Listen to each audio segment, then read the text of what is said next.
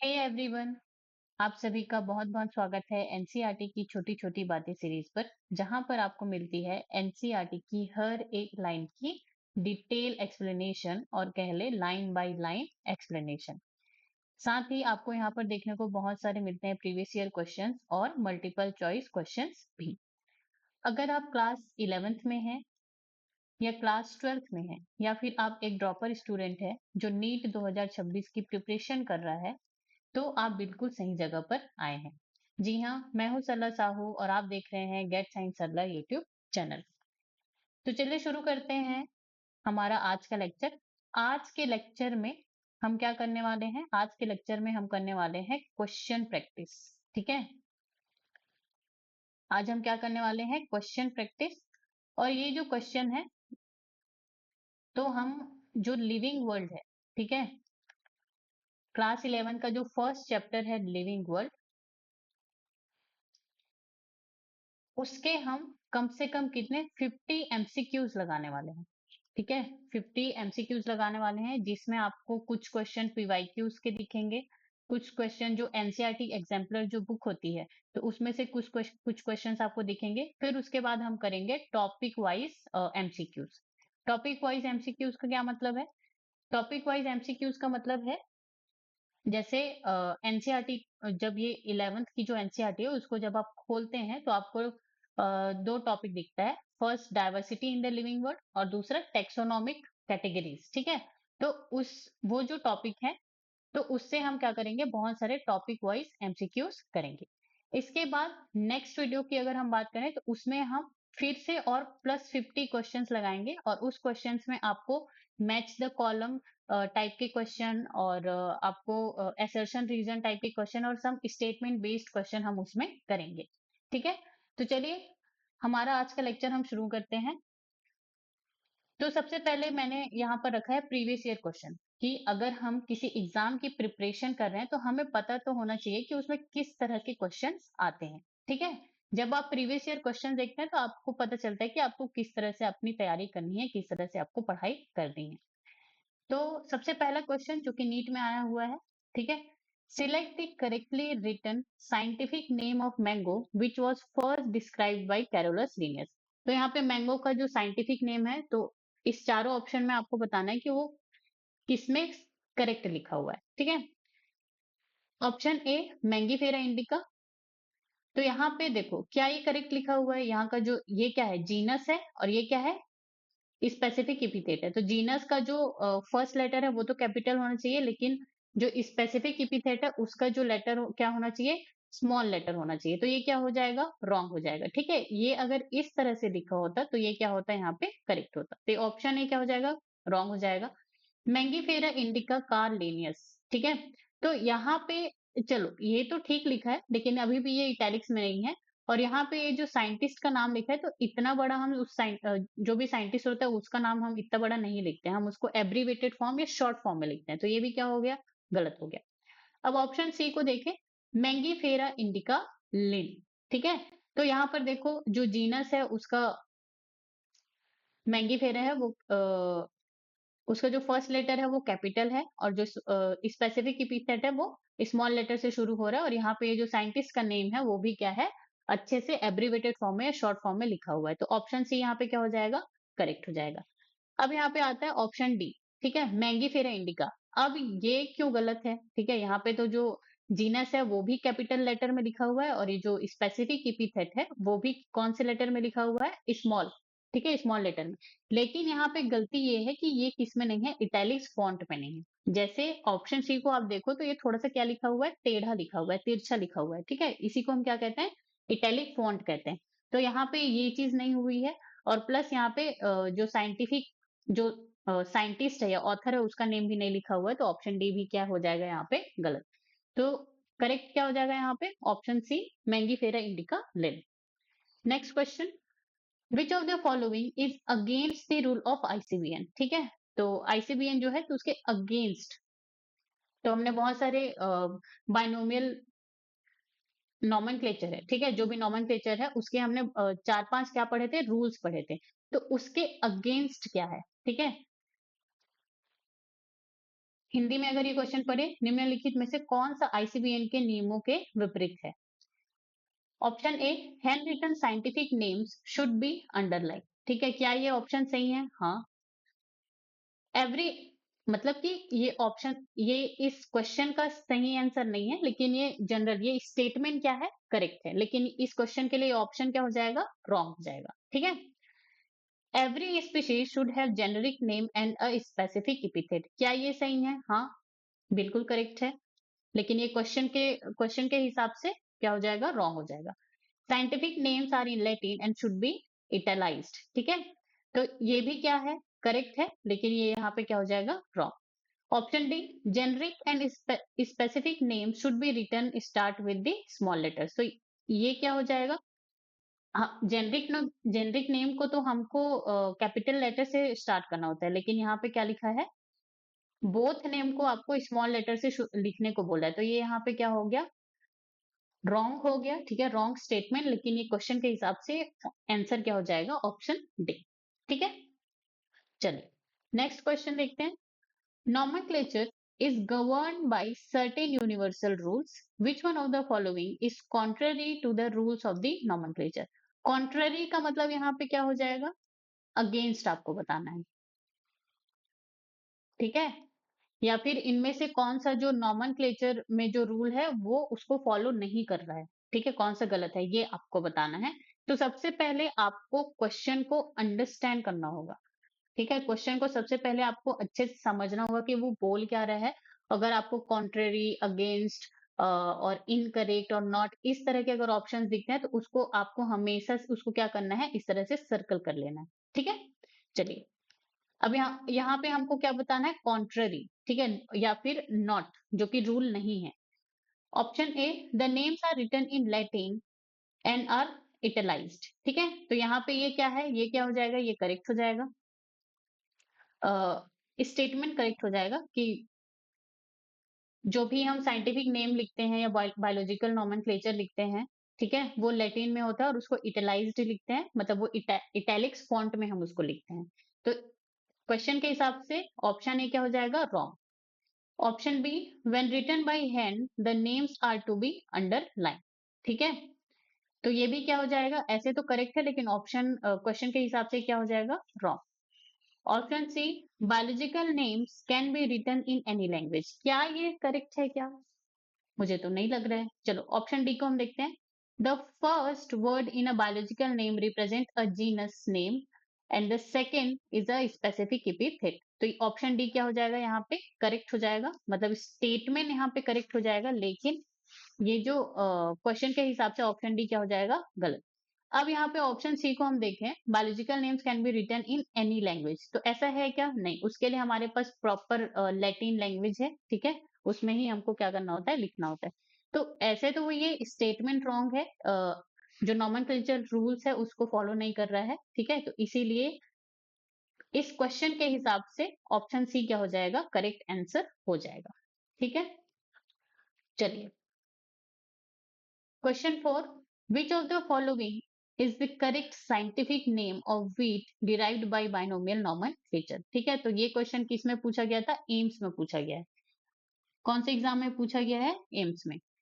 Triticum vulgare, Triticum aestivum, Oryza sativa, Zea mays. ठीक है, तो ऑप्शन यहाँ पे क्या हो जाएगा, बी। तो ये क्वेश्चन आपको कहाँ ये जो क्वेश्चन है वो कहाँ से बनाया गया है, जो लिविंग वर्ल्ड में जो टेबल है, ठीक है, लिविंग वर्ल्ड में जो टेबल है, ये क्वेश्चन वहां से आया हुआ है। ठीक है, तो क्वेश्चन 4 का आंसर क्या हो जाएगा, यहाँ पे बी। वीट का जो साइंटिफिक नेम है वो क्या है, ट्राइटिकम एस्टिवम। चलिए question number 5, binomial nomenclature means, तो इसका मतलब क्या है, बाइनोमियल जो नॉमेनक्लेचर है, द्विनाम पद्धति का मतलब क्या है। Option A, one name given by two taxonomist, ऐसा है क्या, नहीं, ऐसा तो बिल्कुल नहीं है। देखो ये क्या है, बाइनोमियल, बाई का मतलब क्या होता है, टू, नोमियल का मतलब क्या होता है, नेम। ठीक है, तो जो भी साइंटिफिक नेम इसके अकॉर्डिंग हम बनाते हैं या लिखते हैं, उसमें दो कंपोनेंट्स होने चाहिए। ठीक है, एक क्या होता है जीनस और एक क्या होता है स्पेसिफिक, तो यहाँ पे ये जो नेम है उसके दो कंपोनेंट्स होने चाहिए। तो यहाँ पे ऑप्शन ऑप्शन ए क्या हो जाएगा, wrong. Two names the latinize other of a person, ऐसा है क्या? नहीं। Option C, two names one scientific other local, ऐसा है क्या? नहीं। Two word names, the first indicate genus and the other species, ठीक है, तो ये क्या हो जाएगा? करेक्ट हो जाएगा। Question number 6, which one of the following belongs to the family Musaceae, तो आपको यहाँ पे बताना है कि इनमें से जो चार चार ऑप्शन है उसमें से कौन म्यूसेडी फैमिली से बिलोंग करता है, ठीक है। फैमिली का मतलब कुल। Option A house fly, option B fire fly, option C grasshopper, option D cockroach, तो यहाँ पे आंसर क्या हो जाएगा? House fly. ये क्वेश्चन भी कहाँ से लिया गया है? टेबल से लिया गया, ठीक है। तो मैं आपको यहाँ पे स्पेसिफाई करके क्यों बता रही हूँ, क्योंकि एनसीईआरटी में अगर कोई डायग्राम दिया हुआ है या कोई टेबल दिया गया है तो उसको आपको बहुत अच्छे से पढ़ना है, क्योंकि टेबल से ही वो क्या कर लेते हैं? क्वेश्चन बना लेते हैं। बच्चे क्या करते हैं? थ्योरी थ्योरी पढ़ के तो निकल जाते हैं, लेकिन टेबल और डायग्राम को ध्यान से नहीं देखते और क्वेश्चंस वहीं से आते हैं, ठीक है। तो ये भी नीट में पूछा गया सवाल है। चलिए question number 7, in the system of classification which one of the following is not a category, ठीक है, तो इसमें से जो वर्गीकरण की जो प्रणाली है उसमें कौन सा श्रेणी नहीं है, कैटेगरी नहीं है? तो किंगडम, स्पीशीज, एंजियोस्पर्मी, जीनस, ठीक है। तो किंगडम जो है कैटेगरी है, सबसे हाईएस्ट कैटेगरी है, ठीक है। स्पीशीज लोवेस्ट कैटेगरी है, मतलब ये कैटेगरी है, ये भी कैटेगरी है। एंजियोस्पर्मी की अगर हम बात करें तो ये कैटेगरी नहीं है, ठीक है। एंजियोस्पर्मी क्या है यहाँ पर? एंजियोस्पर्मी फाइलम या डिवीजन का एक नेम है, आप कह सकते हैं, ठीक है, एक ग्रुप है। और ये जो जीनस है ये भी क्या है? एक कैटेगरी है, ठीक है। तो यहाँ पे करेक्ट आंसर क्या हो जाएगा? Angiospermae. Question number 8, study of the four statement A to D given below and select the two correct ones out of them, तो यहाँ पे आपको ये जो चार ABCD का ऑप्शन स्टेटमेंट दिया गया है इसमें से आपको क्या बताना है? करेक्ट वंस आप खोज करके बताना है, ठीक है, कौन सा कथन सही है ये बताना है। Option A, definition of biological species was given by Ernest Mayr, क्या ये ऑप्शन सही है क्या? Yes, it is correct. मैंने आपको लिविंग वर्ल्ड के फर्स्ट लेक्चर में या फर्स्ट पार्ट में मैंने आपको बताया है कि स्पीशीज का जो डेफिनेशन पायोनीट किया था, ठीक है, या आप कह सकते हैं जो स्पीशीज का जो डेफिनेशन दिए थे वो कौन थे? अर्नेस्ट मेयर साइंटिस्ट थे, ठीक है। तो ये जो स्टेटमेंट है वो क्या है? करेक्ट है। Photo period does not affect reproduction in plants, ठीक है। चलो, तो फोटो पीरियड के बारे में हमने तो अभी नहीं पढ़ा है, ठीक है। ये क्वेश्चन यहाँ पे इसलिए क्योंकि ये पहले के जो एनसीईआरटी था उसमें यहाँ पे एज एग्जांपल दिया गया था, ठीक है। लेकिन ये ऑप्शन क्या हो जाएगा? यहाँ पे रॉन्ग हो जाएगा, क्योंकि फोटो पीरियड के कारण जो रिप्रोडक्शन इन प्लांट है वो अफेक्ट होता है, तो ये स्टेटमेंट क्या हो जाएगा? Wrong. Binomial nomenclature system was given by R H Whittaker, क्या ये करेक्ट है क्या? बिल्कुल नहीं। जो बाइनोमियल नॉमेनक्लेचर है वो किसके द्वारा दिया गया है? लीनियस के द्वारा, ठीक है, तो ये भी क्या हो जाएगा? Wrong. In unicellular organism reproduction is synonyms with the growth, ठीक है, तो ये क्या हो जाएगा? करेक्ट। तो यूनिसेल्युलर का मतलब क्या होता है? सिंगल सेल, ठीक है। फॉर एग्जाम्पल बैक्टीरिया, तो यहाँ पे क्या हो जाता है? जब ये डिवाइड होता है, ठीक है, जिसको हम रिप्रोडक्शन भी कहते हैं, तो ये क्या हो जाता है? ऐसे दो ऑर्गेनिज्म बन जाते हैं, ठीक है। जब भी रिप्रोडक्शन होता है तो एक जो ऑर्गेनिज्म होता है वो अपने जैसा ही क्या करता है? ऑफस्प्रिंग पैदा करता है, अपने जैसे ही बच्चे पैदा करता है, ठीक है। तो यहाँ पे ये क्या हुआ? रिप्रोडक्शन हुआ। यहाँ पे ये क्या हो गया? रिप्रोडक्शन हो गया। लेकिन अगर हम ग्रोथ का डेफिनेशन देखें तो ग्रोथ हम कब कब बोलते हैं? ग्रोथ हम कब कब कहते हैं? जब वो साइज में बड़ा होता है, ठीक है, या तो फिर वो क्या होता है? नंबर में क्या होता है? इंक्रीज होता है, तो हम दोनों को ही क्या कहते हैं? ग्रोथ कहते हैं। तो यहाँ पर आप देखो, ये जो यूनिसेलुलर जो भी ऑर्गेनिज्म है, तो यहाँ पे ये क्या हो गया? ये सिंगल सेल है, यूनि का मतलब होता है वन, सेलुलर का मतलब सेल, ठीक है। तो जब ये रिप्रोडक्शन करता है तो ये दो भागों में इस तरह से दो ऑर्गेनिज्म बन जाते हैं, तो ये क्या हो गया? रिप्रोडक्शन। लेकिन अगर आप ध्यान से देखें तो यहाँ पे पहले एक ऑर्गेनिज्म था, अब थोड़ी देर बाद ही यहाँ पर क्या हो गया? दो ऑर्गेनिज्म, तो यहाँ पे क्या हो गया? नंबर इंक्रीज हो गया। तो इसीलिए कहा जाता है कि ये जो रिप्रोडक्शन और जो ग्रोथ है वो सिनोनिमस है, ठीक है। मतलब आप बोल सकते हैं कि एक कोशिकीय जीवों में प्रजनन वृद्धि के समान होता है। तो यहाँ पे ऑप्शन ए और ऑप्शन डी क्या हो जाएगा? करेक्ट हो जाएगा। आपको हमेशा ध्यान रखना है कि आपको करेक्ट पूछा गया है या इनकरेक्ट पूछा गया है। ठीक है, आपको बहुत केयरफुल होना पड़ता है, इस तरह से सिली मिस्टेक आपको नहीं करना है। ठीक है, तो यहाँ पे ऑप्शन सी क्या हो जाएगा? करेक्ट हो जाएगा, जिसमें ऑप्शन ए और डी क्या है? करेक्ट है। ठीक है, चलिए next question. Animals are classified into hierarchical groups in which one of the following the largest number of species is found. ठीक है, ऑप्शन ए जीनस, ऑर्डर, फैमिली, क्लास। तो इनमें से आपको ये बताना है, ठीक है, ये जो चार ऑप्शंस दिए गए हैं इनमें से आपको बताना है कि सबसे ज्यादा स्पीशीज किसमें पाई जाएंगी। ठीक है, तो जितना बड़ा कैटेगरी होगा, ठीक है, जितना बड़ा कैटेगरी होगा उसमें उतने ज्यादा क्या होंगे? स्पीशीज पाए जाएंगे। तो यहाँ पे आंसर क्या हो जाएगा? क्लास हो जाएगा। जैसे आप देखते हैं पहले क्या आता है? स्पीशीज आता है, फिर उसके बाद कौन? जीनस, जीनस के बाद फैमिली, फैमिली के बाद आपका आता है ऑर्डर, ऑर्डर के बाद आता है आपका क्लास, क्लास के बाद आपका आता है फाइलम या फिर डिवीजन आप कह ले, या उसके बाद फिर आता है किंगडम। तो क्लास में क्या होगा? क्लास में सबसे ज्यादा यहाँ पे क्या होगा? स्पीशीज पाया जाएगा। ठीक है, तो इस तरह से आपको क्वेश्चंस को सॉल्व करना है। तो क्वेश्चन नंबर 11 का क्या आंसर हो जाएगा? क्लास या वर्ग। Question number 12, the common characteristics between tomato and potato will be maximum at the level of their। तो यहाँ पे पूछा गया है, ये किस में क्वेश्चन आया है? नीट में क्वेश्चन आया है। ठीक है, कि जो कॉमन कैरेक्टरिस्टिक है किसके बीच? पोटैटो और टोमेटो में। ठीक है, पोटैटो और टोमेटो के बीच कौन से लेवल पर वो मैक्सिमम होगा? फैमिली लेवल पर, ऑर्डर लेवल पर, डिवीजन लेवल पर और जीनस लेवल पर। तो यहाँ पे आंसर क्या हो जाएगा? फैमिली हो जाएगा। क्यों फैमिली हो जाएगा? क्योंकि एनसीईआरटी में स्टेटमेंट है, आप पढ़िएगा, कि जब भी हम स्पीशीज से किंगडम की ओर जाते हैं, कहाँ की ओर? स्पीशीज से किंगडम की ओर जाते हैं, तो वहां पर क्या होता है? जो कॉमन कैरेक्टरिस्टिक्स है, ठीक है, 1 सेकेंड, जो कॉमन कैरेक्टर्स हैं वो क्या होते हैं? डिक्रीज होता है। कॉमन कैरेक्टर्स क्या होता है? डिक्रीज होता है। तो यहाँ पे बस वो यही पूछ रहा है कि अगर टोमेटो और पोटैटो को अगर आप देखें, तो कौन से लेवल पर उनके बीच की जो सिमिलैरिटीज हैं और कॉमन कैरेक्टर्स हैं वो सबसे ज्यादा होंगी। तो आप यहाँ पे देखो फैमिली, ठीक है, ऑर्डर, डिवीजन और जीनस। तो यहाँ पे आंसर क्या हो जाएगा? फैमिली। अब फैमिली, यहाँ पे फैमिली होने का आंसर होने का एक और रीजन है, और वो क्या है? कि जो टोमेटो और पोटैटो है वो एक ही फैमिली से बिलोंग करते हैं, और वो फैमिली का नाम क्या है? सोलेनेसी। ठीक है, चलिए, तो ऑप्शन यहाँ पे क्या हो जाएगा? कुल या फिर फैमिली।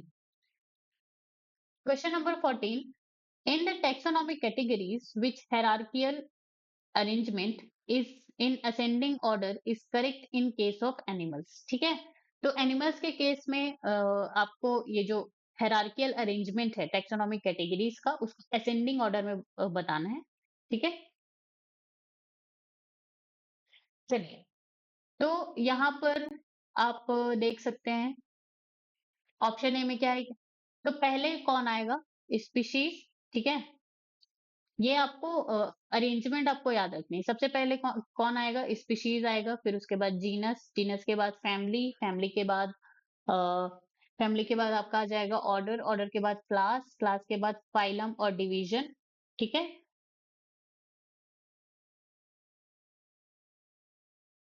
क्लास के बाद क्या आ जाएगा? यहाँ पे फाइलम और डिवीजन, और उसके बाद फिर किंगडम। तो आपको इसको असेंडिंग ऑर्डर में बताना है।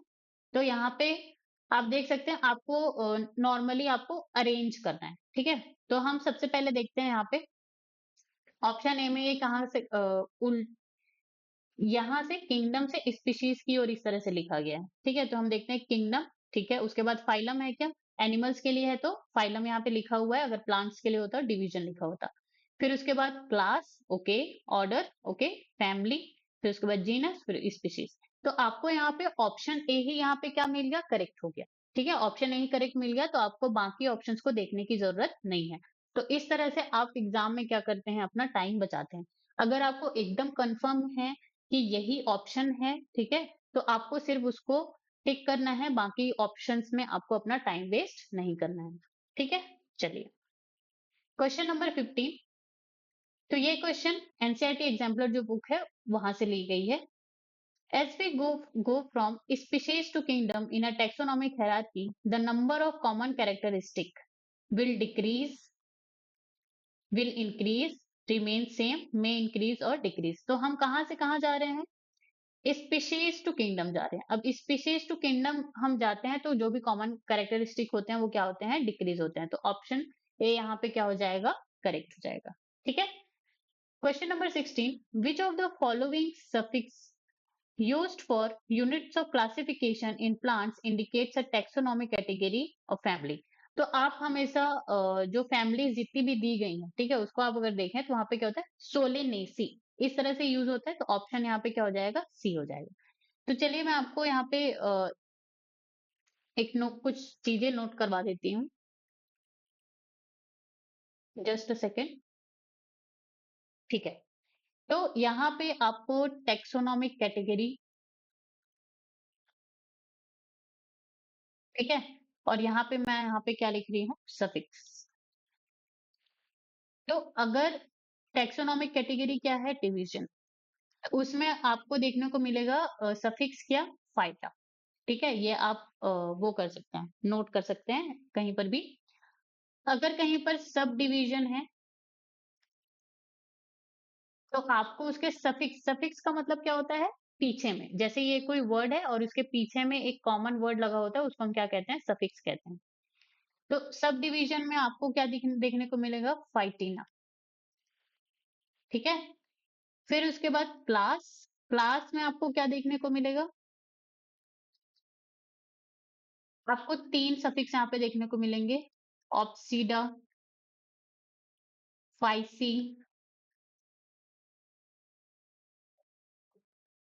एंड ए और ए।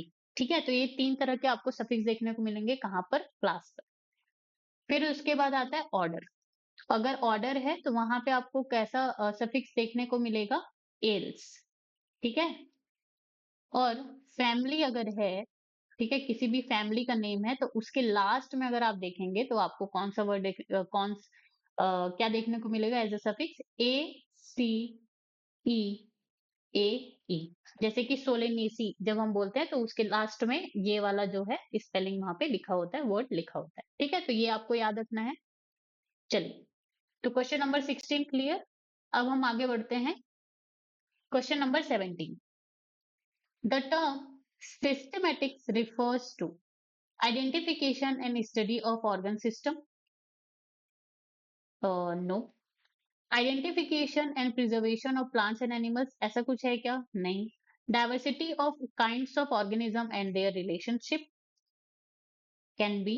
Option D, study of the habitats of organisms and their classification. तो सिस्टमैटिक्स में हम क्या पढ़ते हैं? टेक्सोनॉमी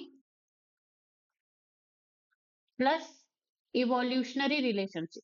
ठीक है, इवोल्यूशनरी रिलेशनशिप हम पढ़ते हैं। ठीक, तो यहां पर आप देखो ऑप्शन डी क्या है? यहाँ पे हैबिटाट और ये ऑर्गेनिज्म को पढ़ने को बोल रहे हैं, तो ऐसा है क्या? नहीं। तो यहाँ पे ऑप्शन सी क्या हो जाएगा? करेक्ट हो जाएगा कि हम यहाँ पे diversity of kinds of organism, तो जितने भी टाइप्स ऑफ ऑर्गेनिज्म है उनकी डाइवर्सिटी को पढ़ते हैं और उनके बीच जो भी रिलेशनशिप है उसको हम पढ़ते हैं। ठीक है, चलिए क्वेश्चन नंबर 18। जीनस रिप्रेजेंट, ठीक है, तो जो वंश है वो दर्शाता है। एन इंडिविजुअल प्लांट और एनिमल? नो। ठीक है, ये इंडिविजुअल और इंडिविजुअल प्लांट और एनिमल तो स्पीशीज रिप्रेजेंट करता है। ठीक है, option B, a collection of plant और एनिमल्स, ऐसा है क्या? No. Group of closely related species of plants और एनिमल्स। ठीक है, तो ये क्या हो जाएगा? करेक्ट ऑप्शन हो जाएगा, और ऑप्शन डी क्या हो जाएगा? गलत। तो जीनस क्या होता है? Group of closely related species of plant और एनिमल्स को ही हम क्या कहते हैं? जीनस कहते हैं या वंश कहते हैं। Question number 19. Taxonomic unit of phylum in the classification of animals is equivalent to which hierarchical level in the classification of plants? ठीक है, तो यहाँ पे फाइलम जो है इनमें से किसके इक्वल है? यहाँ पे ये क्वेश्चन क्या बोल रहा है? ये जो फाइलम है, टैक्सोनॉमिक यूनिट है या कैटेगरी है, वो किसके इक्वल है? क्लास के इक्वल है क्या? नो। डिवीजन के इक्वल है क्या? यस। ऑर्डर के नो, फैमिली के नो। तो फाइलम को हम यूज करते हैं किसके लिए? एनिमल्स के लिए। और जो डिवीजन है उसको हम किसके लिए यूज करते हैं? प्लांट्स के लिए। ठीक है, चलिए नेक्स्ट क्वेश्चन। अब यहाँ पे हम टॉपिक वाइज एमसीक्यूज करेंगे। तो यहाँ पे हम diversity in the living world से एनसीईआरटी में जितने भी पैराग्राफ्स हैं हम उससे क्वेश्चन करने वाले हैं। Question number 21, the scientific names ensure that each organism has. ठीक है, ईच तो ये जो साइंटिफिक नेम है तो इसके बारे में हमको बताना है कि साइंटिफिक नेम क्या इंश्योर करता है या क्या सुनिश्चित करता है। ऑप्शन ए, मैनी नेम्स रीजन वाइज। ठीक है, तो क्षेत्रीय रूप से बहुत सारे नाम हो ऐसा वो सपोर्ट करता है क्या? नहीं। Only one name? यस। ठीक है, साइंटिफिक नेम इंश्योर करता है कि हर ऑर्गेनिज्म का एक ही नेम हो। ठीक है, तो अगर ऑप्शन बी यहाँ पे करेक्ट है तो हमें ऑप्शन सी या ऑप्शन डी पर टाइम वेस्ट करने की जरूरत नहीं है। ठीक है, तो ये आपको कहाँ पर मिलेगा? एनसीईआरटी के पेज 4 में मिलेगा। ठीक है, आप जाइए, अगर आपसे क्वेश्चन नहीं बना है तो आप जाइए, आप चेक कीजिए, आप पढ़िए, फिर उसके बाद आकर के आप क्वेश्चन सॉल्व कीजिए। Question number 22, select the incorrect statement. आपको क्या बताना है? जो गलत स्टेटमेंट है, गलत कथन है, वो बताना है। Option A, nomenclature or naming is only possible when the organism is described correctly by identification. ठीक है, तो यहाँ पर nomenclature तभी पॉसिबल है जब जो ऑर्गेनिज्म है, ठीक है, वो करेक्टली क्या हो? डिस्क्राइब हो। हम उसका अच्छे से क्या कर सके? उसको पहले उसका मॉर्फोलॉजिकल कैरेक्टर्स क्या है, इंटरनल कैरेक्टर्स क्या है, उसका जो इकोलॉजी के साथ क्या रिलेशनशिप है, तो ये सब चीजों को जब हम अच्छे से डिस्क्राइब कर लेते हैं और जो डिस्क्राइब करने का जो प्रोसेस है उसको हम क्या कहते हैं? आइडेंटिफिकेशन। तो नॉमेनक्लेचर तभी ही पॉसिबल है जब हम किसी भी ऑर्गेनिज्म को अच्छे से जान रहे हो। ठीक है, तो ऑप्शन ए क्या हो जाएगा? यहाँ पे करेक्ट हो जाएगा। तो ऑप्शन ए करेक्ट है, लेकिन ऑप्शन क्वेश्चन में क्या पूछा गया? इनकरेक्ट स्टेटमेंट, तो ये क्या हो जाएगा? Wrong. Option B, the scientific names ensure that each organism has only one name. Yes, तो ये स्टेटमेंट करेक्ट है, बट ये क्वेश्चन के हिसाब से रॉन्ग हो जाएगा। Description of any organism should enable the people to arrive at the same name in any part of the world. तो ये भी क्या है? करेक्ट है, तो ये क्या हो जाएगा? Wrong. Nomenclature ensures that same name has been used for any other known organism. तो ये क्या हो जाएगा? स्टेटमेंट रॉन्ग हो जाएगा, बट क्वेश्चन में यहाँ पे क्वेश्चन के हिसाब से ये क्या हो जाएगा? करेक्ट। क्योंकि यहाँ पे क्या बोला गया है कि नॉमेनक्लेचर ये इंश्योर करता है कि एक ही तरह का नाम हम दूसरे ऑर्गेनिजम्स के भी रख सकते हैं। ठीक है, तो ये क्या हो जाएगा? गलत हो जाएगा, क्योंकि नॉमेनक्लेचर में एक ऑर्गेनिज्म का एक ही नाम होना चाहिए। चलिए, question number 23 and question number 24, ICBN stand for, और question number 24 ICZN stand for. तो ये तो बहुत ही इजी क्वेश्चन है। ठीक है, तो ये आपके लिए होमवर्क है, आप इसको खुद से बनाइए। ठीक है, और कमेंट सेक्शन में अपना जवाब जरूर डालिए। चलिए आगे बढ़ते हैं। Question number 25, founder of binomial nomenclature was. तो बाइनोमियल नॉमेनक्लेचर किसने दिया था? लिनियस ने दिया था। ठीक है, बहुत इजी क्वेश्चन। तो बाकी ऑप्शन से यहाँ से हम क्या कर देंगे? हटा देंगे। Question number 26, most names in biological nomenclature of living organisms are taken from which language. ठीक है, ये तो बहुत इजी क्वेश्चन है। हिंदी से लिया गया है क्या? नहीं। लैटिन? यस। जर्मन और फ्रेंच तो हमने वहां पर देखा ही नहीं। ठीक है, तो यहाँ पे क्या हो जाएगा? ऑप्शन बी क्या हो जाएगा? करेक्ट हो जाएगा। अगर आपने एनसीईआरटी प्रॉपर पढ़ी है अच्छे से, ठीक है, याद से, बहुत समझ के, तो आपसे ये सारे क्वेश्चंस क्या होंगे? बनेंगे। ठीक है, चलिए question number 27, which of the following statements regarding the universal rules of binomial nomenclature is correct? Sorry, देखिए मैं यहाँ पे गलत पढ़ी हूँ। यहाँ पे क्या लिखा है? इनकरेक्ट। हमको जो भी रॉन्ग स्टेटमेंट है वो बताना है। ठीक है, रॉन्ग स्टेटमेंट बताना है। Option A, biological names are generally in Latin and written in italics. Yes, correct. Statement correct है, बट यहाँ पे क्या हो जाएगा? क्वेश्चन के हिसाब से रॉन्ग हो जाएगा। The first word in a biological name represent genus while the second component denotes the species. That is also correct, तो ये क्या हो जाएगा? Wrong. Both the words in biological name when handwritten are separately underlined or printed in italics to indicate their Latin origin. That is also correct. तो ये क्या हो जाएगा यहाँ पे wrong. The specific epithet start with a capital letter while the generic epithet start with a small letter. It can be illustrated with an example Mangifera indica. तो क्या हो जाएगा यहाँ पे स्टेटमेंट रॉन्ग हो जाएगा बट यहाँ पे क्वेश्चन के नीड के हिसाब से ऑप्शन डी क्या हो जाएगा करेक्ट. यहाँ पे क्या बोला है जेनरिक एपिथेट को इन लोग स्मॉल लेटर से स्टार्ट करवा रहे हैं ठीक है और स्पेसिफिक एपिथेट को कैपिटल लेटर से तो ये तो रॉन्ग है ठीक है. चलिए question number 28 name of the author appears after the specific epithet indicates that the species was.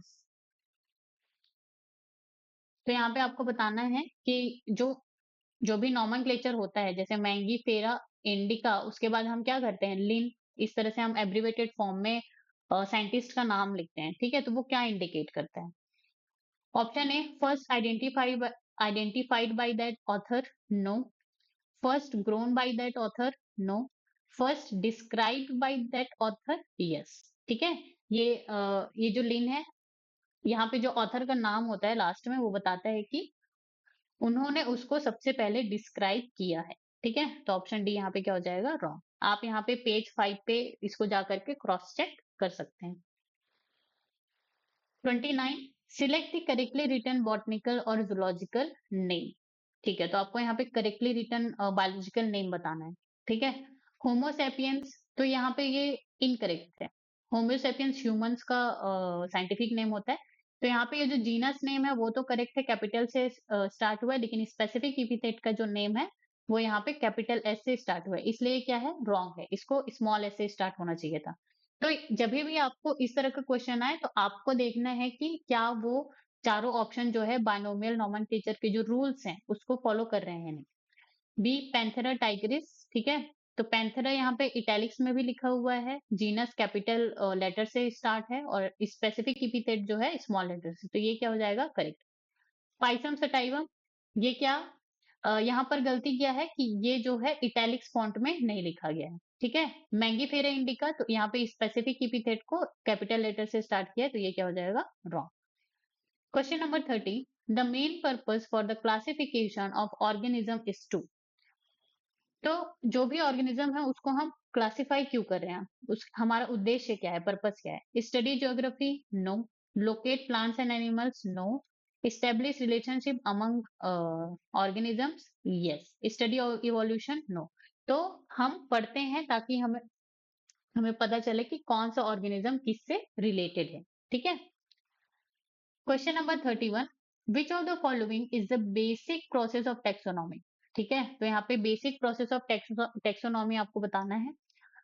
Identification yes. Classification and nomenclature yes. Characterization yes. तो ये सारे के सारे तीनों ऑप्शन ही बेसिक प्रोसेस ऑफ टेक्सोनॉमी है तो आंसर यहाँ पे क्या हो जाएगा ऑल ऑफ दीज. ठीक है अगर मैं आपको पूछूं कि स्टेप बाय स्टेप बताइए कि फर्स्ट स्टेप कौन सा है second then third then fourth तो फिर आपका जवाब क्या होगा यहाँ पर.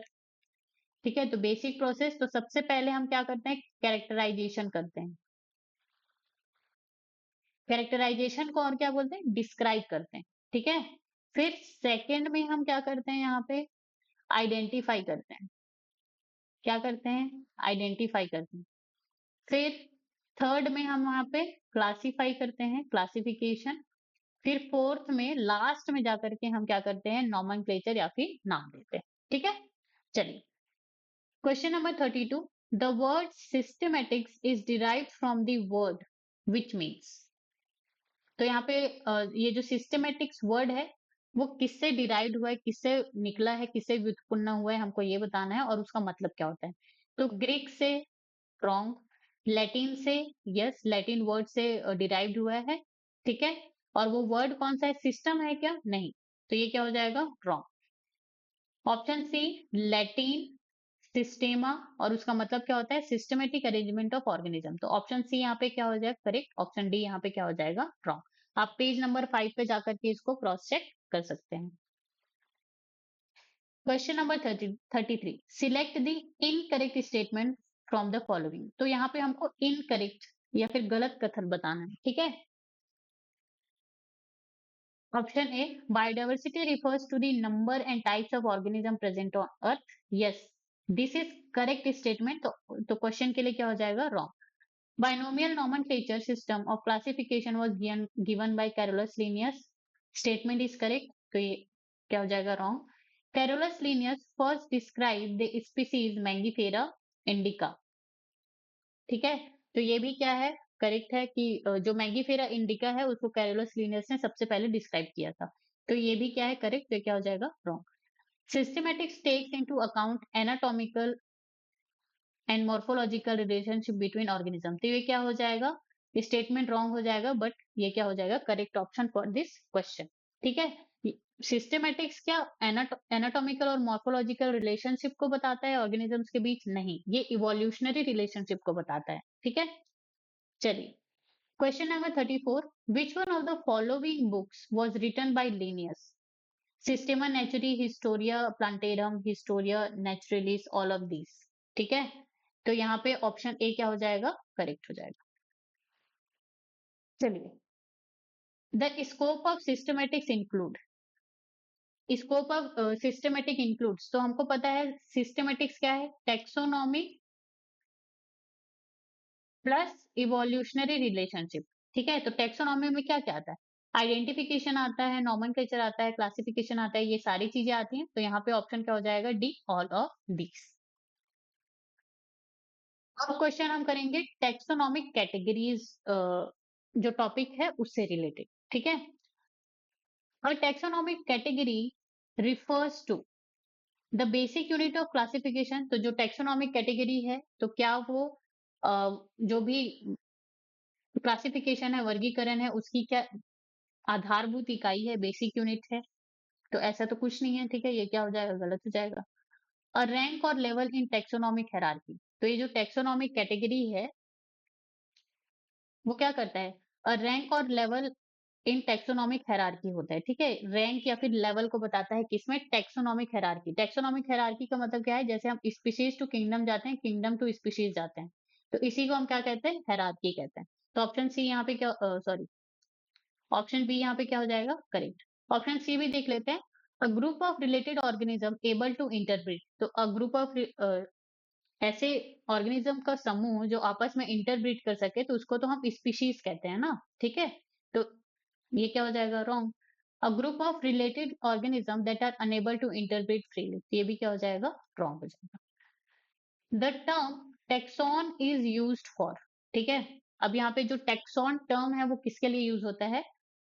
The ranks of species and genus, ऐसी बात है क्या? नहीं। द रैंक्स टू फाइलम, तो क्या हम फाइलम तक का जो रैंक है उसी के लिए टेक्सॉन वर्ड यूज करते हैं? नहीं। द स्पीशीज एपिथेट ओनली, ऐसी बात है क्या? नहीं। Any rank of class of taxonomic hierarchy, तो ऑप्शन डी क्या हो जाएगा? यहाँ पे करेक्ट हो जाएगा। तो टेक्सॉन, टेक्सॉन का मतलब यहाँ पे क्या है? Any rank of taxonomic hierarchy. तो आप ये एनसीईआरटी पर जाकर के क्रॉस चेक कर सकते हैं। चलिए, question number 38, the basic unit upon which the systems of classification are based is. ठीक है, तो हमको यहाँ पे बताना है कि जो क्लासिफिकेशन है उसका बेसिक यूनिट क्या है। तो बेसिक यूनिट मतलब सबसे जो लोअर यूनिट है या बेसिक यूनिट है वो क्या होता है? स्पीसीज होता है। ठीक है, स्पीसीज तो हम क्या जाते हैं? किंगडम जाते हैं। तो स्पीसीज यहाँ पे क्या है? लोवेस्ट कैटेगरी और बेसिक यूनिट। ठीक है, तो स्पीशीज क्या हो जाएगा? यहाँ पे करेक्ट आंसर हो जाएगा। Question number 39, in biological terminology a group of similar organisms which are capable of interbreeding and producing fertile offspring is.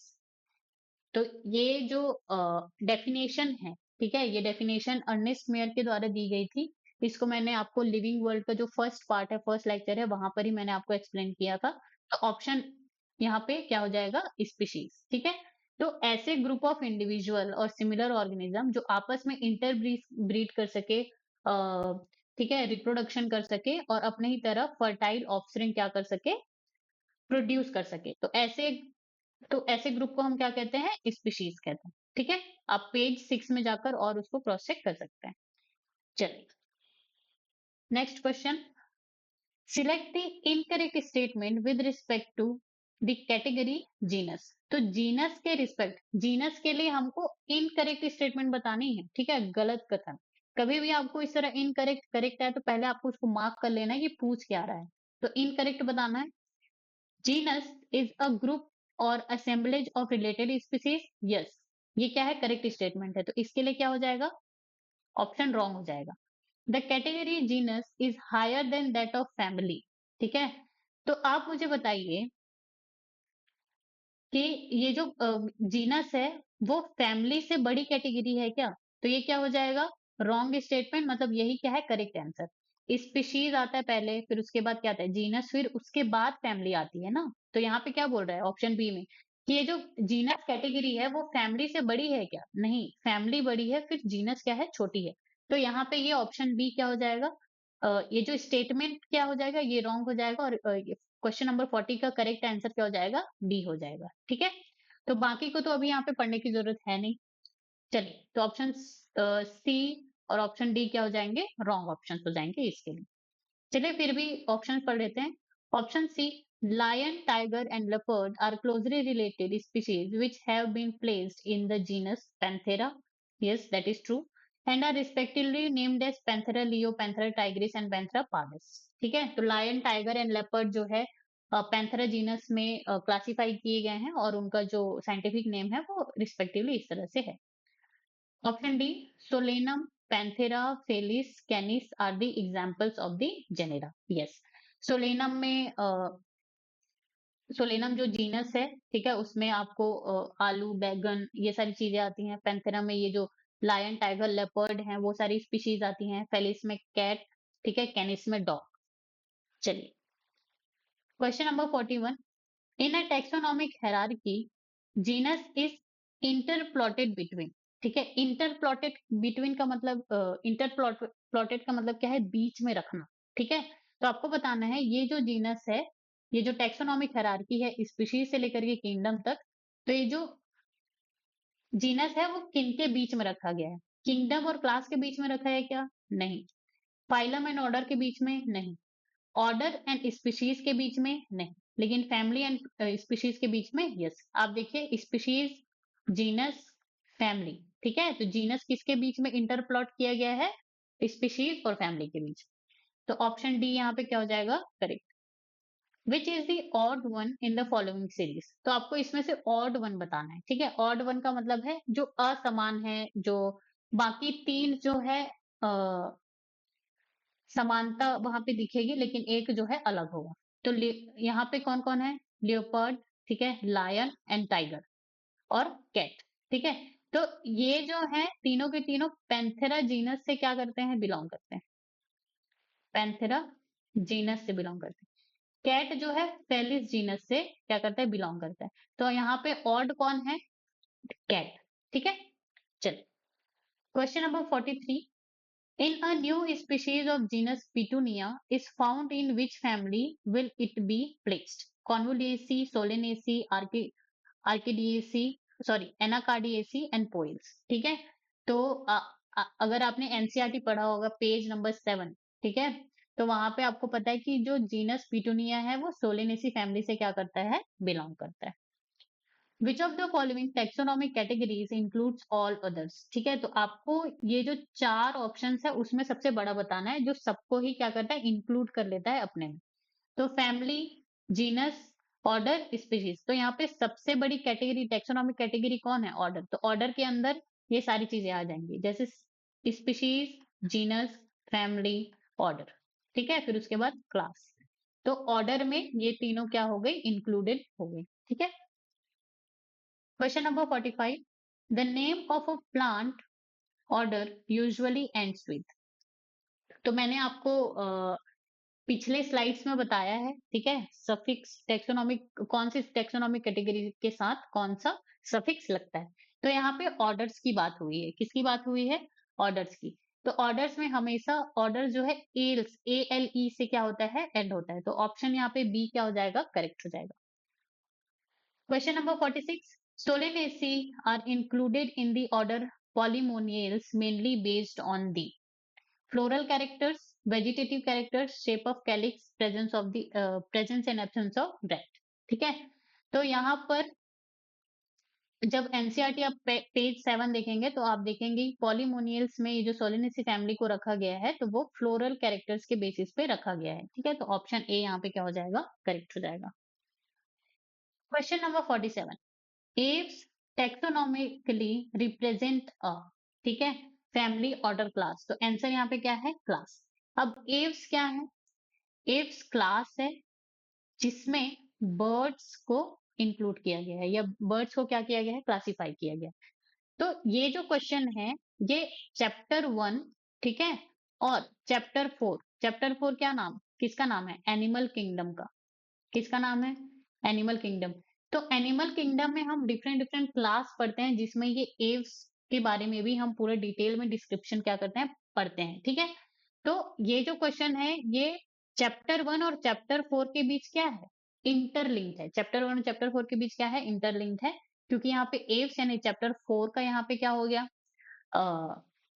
Chapter 4 की बात आ गई और टेक्सोनॉमिकली रिप्रेजेंटेशन की बात हो रही है, तो चैप्टर 1 द लिविंग वर्ल्ड की बात आ गई। ठीक है, तो इस तरह से आपको डिफरेंट डिफरेंट चैप्टर्स को रिलेट करके पढ़ना है, वहां पे आपको क्वेश्चन बना करके पढ़ना है। ठीक है, चलिए question number 48, select the incorrect statement. तो आपको यहाँ पे रॉन्ग स्टेटमेंट बताना है। ठीक है, option A, lower the tax on more are the characteristics that the members within a taxon share। तो अगर टेक्सॉन जितना लोअर होगा उतना ही क्या होगा, वहां पे सिमिलैरिटीज होंगी, उतने ही उस टेक्सॉन के जो ऑर्गेनिजम्स है वो क्या करेंगे, जो कैरेक्टरिस्टिक्स है वो शेयर करेंगे। ठीक है, कैरेक्टरिस्टिक्स शेयर करने का मतलब सिमिलर कैरेक्टरिस्टिक्स उनमें पाए जाएंगे। तो ये स्टेटमेंट तो क्या है, करेक्ट है। ठीक है, स्टेटमेंट करेक्ट है। Order is the assemblage of genera which exhibits a few similar characters. ठीक है, तो यहाँ पे ऑर्डर जो है असेंबलेज ऑफ जेनेरा होता है क्या, नहीं, रॉन्ग। ठीक है, आप देखो स्पीशीज, जीनस, फैमिली, ऑर्डर। तो ऑर्डर जो है क्या होगा, ये जो ऑर्डर है वो असेंबलेज ऑफ फैमिली होनी चाहिए। ठीक है, तो इसीलिए ये जो स्टेटमेंट है वो क्या है, रॉन्ग है। Cat and dog are included in the family, in the same family felidae. क्या ये करेक्ट है, नहीं। कैट और जो लायन हो गए, ठीक है, जो पैंथेरा जीनस के जो भी ऑर्गेनिज्म है उनको फेलिडी में इंक्लूड किया है। डॉग के लिए तो अलग से फैमिली है, उसका क्या नाम है, कैनिडी। ठीक है,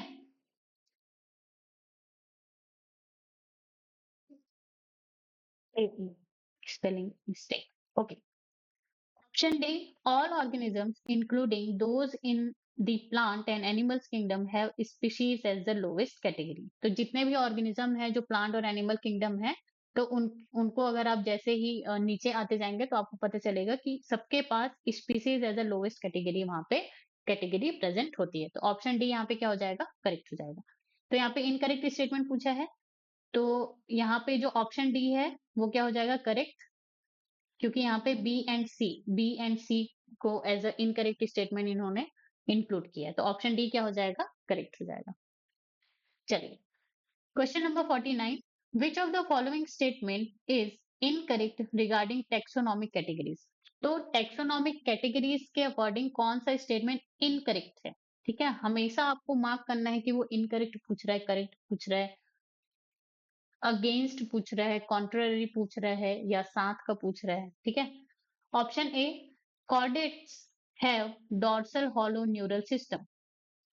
तो ये दिस स्टेटमेंट क्या है, ये स्टेटमेंट क्या है, यहाँ पे करेक्ट है। ठीक है, स्टेटमेंट करेक्ट है, लेकिन यहाँ पे इनकरेक्ट पूछा है, तो ये क्या हो जाएगा, wrong option. Taxonomist have also developed सब कैटेगरीज। यस, उन्होंने सब कैटेगरीज भी बनाई है, तो ये क्या हो जाएगा, wrong. Mangifera belongs to family Anacardiaceae. तो ये स्टेटमेंट भी क्या है, करेक्ट है, और ये ऑप्शन क्या हो जाएगा, इनकरेक्ट। आप इसके लिए आप कहाँ देखेंगे, टेबल पर क्रॉस चेक करेंगे। ठीक है, page number 8, family lies between class and order. तो क्या फैमिली जो है क्लास एंड ऑर्डर के बीच लाई करती है, चलिए देखते हैं। स्पीशीज, जीनस, जीनस के बाद यहाँ पे आती है फैमिली, फैमिली के बाद ऑर्डर, ऑर्डर के बाद क्लास। तो आप देखो क्लास एंड ऑर्डर के बीच फैमिली आ रही है क्या, नहीं आ रही है। ठीक है, तो ये ऑप्शन क्या हो जाएगा, स्टेटमेंट रॉन्ग हो जाएगा और ये जो ऑप्शन है वो क्वेश्चन के हिसाब से क्या हो जाएगा, करेक्ट हो जाएगा। चलिए question number 50, which of the following statement is correct. अब यहाँ पे आपको करेक्ट बताना है। Family has more common character than genus. तो यहाँ पे देखते हैं species, genus, family, order, class, फिर उसके बाद फाइलम या फिर डिवीजन, फिर उसके बाद आता है किंगडम। तो जब हम स्पीशीज से किंगडम की ओर जाते हैं तो जो कॉमन कैरेक्टरिस्टिक्स है वो क्या होती हैं, डिक्रीज होती हैं, ठीक है। और जब वाइस वर्सा, जब हम किंगडम से स्पीशीज की ओर आएंगे तो कॉमन कैरेक्टरिस्टिक इंक्रीज होंगे। तो यहाँ पे ऑप्शन ए है, family has more common character than genus. तो फैमिली के पास जीनस से ज्यादा कॉमन कैरेक्टरिस्टिक्स हो सकते हैं क्या, नहीं हो सकते। तो ऑप्शन ए क्या हो जाएगा, इनकरेक्ट हो जाएगा, ठीक है। स्टेटमेंट यहाँ पे क्या है, इनकरेक्ट है। Order has more common character than class. तो ऑर्डर के पास क्लास से ज्यादा, ठीक है, order has more common characters than class, ठीक। तो ऑर्डर के पास क्लास से ज्यादा कॉमन कैरेक्टरिस्टिक्स होंगे क्या, यस, ठीक है। तो ये ऑप्शन क्या है, करेक्ट है। Genus has more common character than species. Genus के पास स्पीशीज से ज्यादा कॉमन कैरेक्टर्स होंगे क्या, नहीं, ठीक है। तो ये भी क्या हो जाएगा, wrong. Order has more common characters than family. तो order has more common character, order के पास फैमिली से ज्यादा कॉमन कैरेक्टरिस्टिक्स होंगे क्या, नहीं होंगे। तो ऑप्शन बी यहाँ पे क्या हो जाएगा, करेक्ट हो जाएगा। तो जो भी, जैसे ये एक कैटेगरी है तो इसके पीछे जितने भी कैटेगरी है उनके पास ज्यादा मोर कॉमन कैरेक्टर होंगे, ठीक है। और अगर उनसे आगे की कैटेगरीज हैं तो उनमें लेस कॉमन कैरेक्टर्स होंगे। चलिए, तो ये रहा हमारा 50 क्वेश्चन। नाउ ये question number 51, read the given statement and select the correct option, ठीक है। तो ये आपके लिए होमवर्क है, आपको ये क्वेश्चन आप सॉल्व कीजिए और कमेंट में आप बताइए कि इसमें से कौन सा ऑप्शन करेक्ट है। और यहाँ पे क्वेश्चन नंबर 52, ये भी आपके लिए होमवर्क है। In taxonomic hierarchy the number of common character will increase when we go from, ठीक है। ये तो हमने अभी सॉल्व किया है, तो इसका भी आप कमेंट में बताइए कि कौन कौन सा ऑप्शन करेक्ट है। Question number 53. In a taxonomic hierarchy, the number of common characters will increase when we go from. Okay, is this the same question? I guess so. Okay. So these are the homework for you guys. You have to solve these questions. Okay. And if you guys have any doubt in any question, अगर आपको किसी भी question में कोई doubt है तो आप मुझसे कमेंट सेक्शन में पूछ सकते हैं। तो चलिए, हमारा आज का क्लास हम यहीं पर समाप्त करते हैं। Thank you so much guys for the watching. And अगर आपको ये वीडियो पसंद आई, हेल्पफुल लगी, तो आप इस वीडियो को लाइक कीजिए, शेयर कीजिए, सब्सक्राइब कीजिए और प्रेस द बेल आइकन, ताकि आपको अपकमिंग वीडियोस है वो मिलते रहे। और आपको कोई भी डाउट है तो आपको नीचे कमेंट कीजिए, ठीक है। तब तक बने रहिए गेट साइंस अलग के साथ। धन्यवाद।